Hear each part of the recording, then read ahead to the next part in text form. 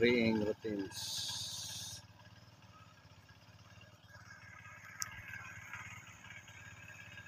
Lapit na masara guys.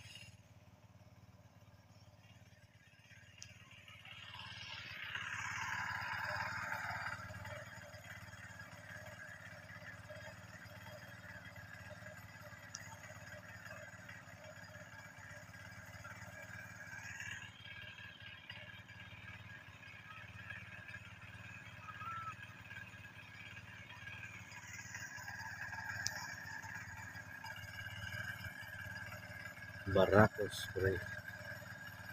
Gumagalaw. No, so hanggang ngayon barako pa rin.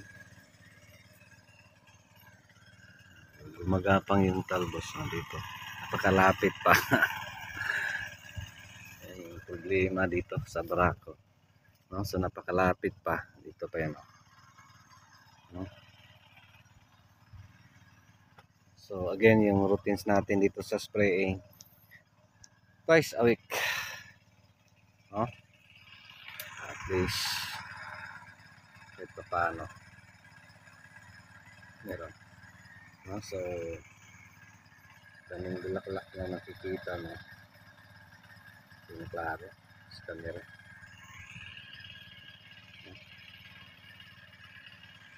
So this dito sana makarami tayo, no? So maximum ano pa lang 900 kilos. Ito yung 1 tray katulong pa, no? So di pa tayo kakuha ng 1,000 kilos ulampas.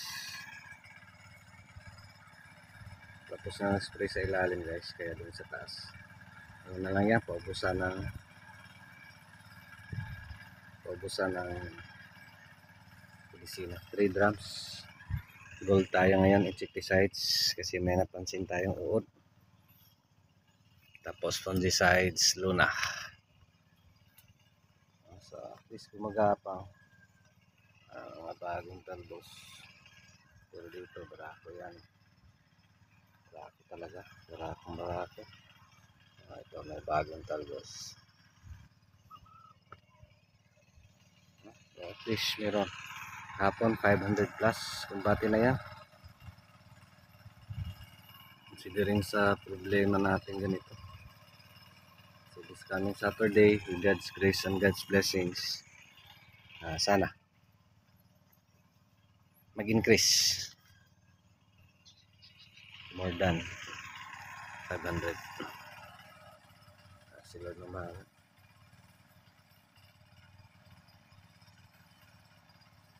So short video. Ngayon ay Wednesday. Di tayo nakaspray kahapon. Kasi kulang sa tao. 2 lang nag-duty.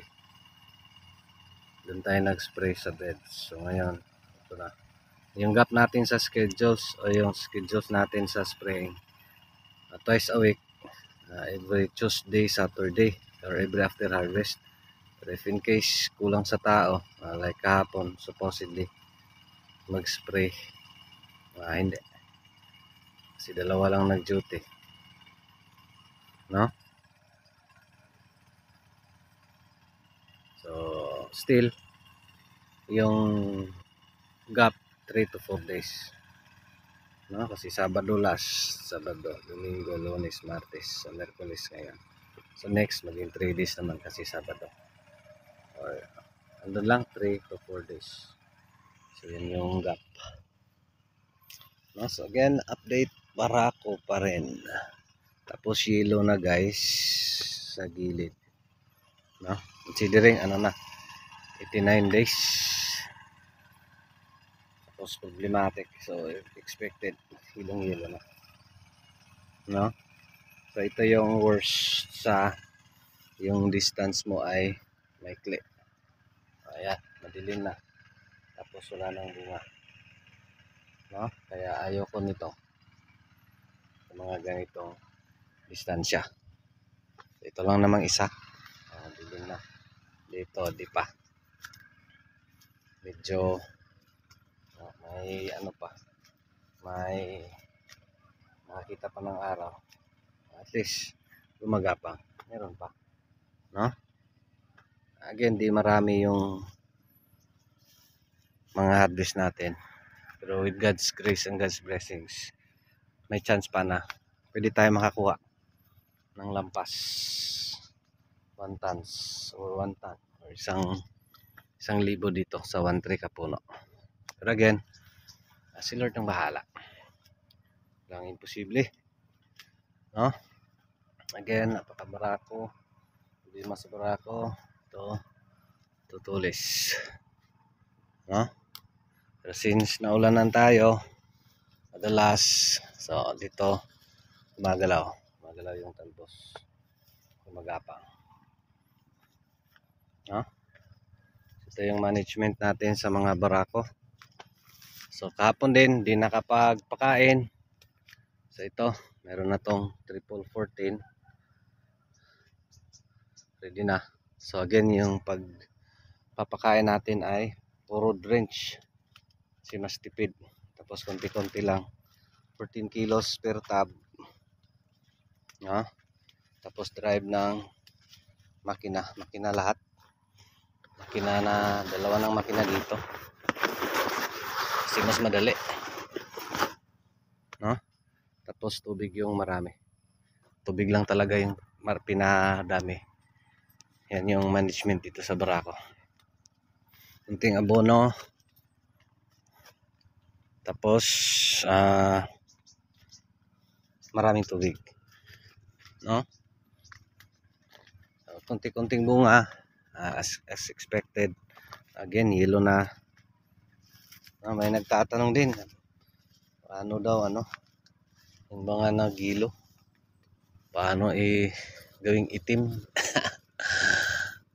Yung bang palayain para malaya, yung malaya, yung maging ganito. Hayaan nyo guys, normal yan sa ampalaya. Pag madalas yung ulan, tapos kasi ang ampalaya pag di natutuyo, ganyan, no? Nahayaan na natin. Pero kung titingnan mo sa malayo, dito sa ampalaya looks is kasi deceiving. Titingnan mo sa malayo, green na green. Pero pag dito ka sa ilalim, ayan, may naiwan, no? So ganyan yung mukha dito. Pero again, barako, tigas yung dahon, ayan, gumagapang, may mga bungang minsan, no? So yan ang yung management natin dito, no? So kaya pa ba makakuha ng lampas 1,000 dito?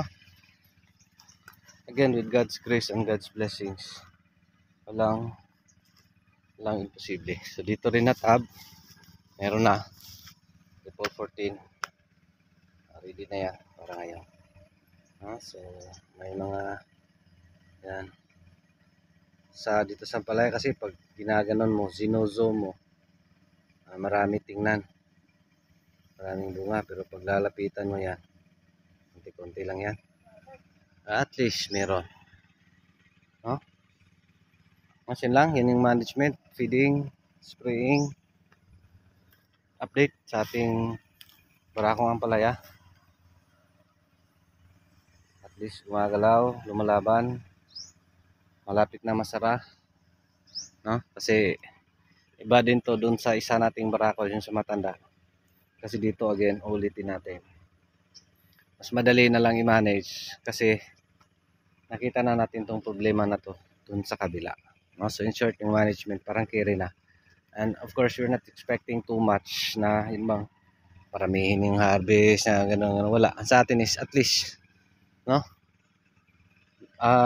Di na katulad dati na napakakunti yung harvest. Doon na nag-harvest tayo ng marami, doon na sa nag-edad ng 90 plus, no? 90 plus days.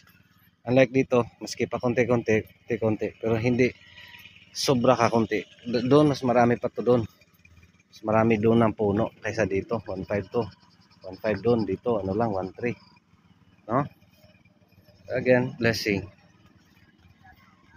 kahit pa paano, no? So yun lang, maraming salamat, thank you Lord. Ayan yung mukha sa pag na zoom. Ganda tingnan. Paglalapitan mo, konti-konti lang yan.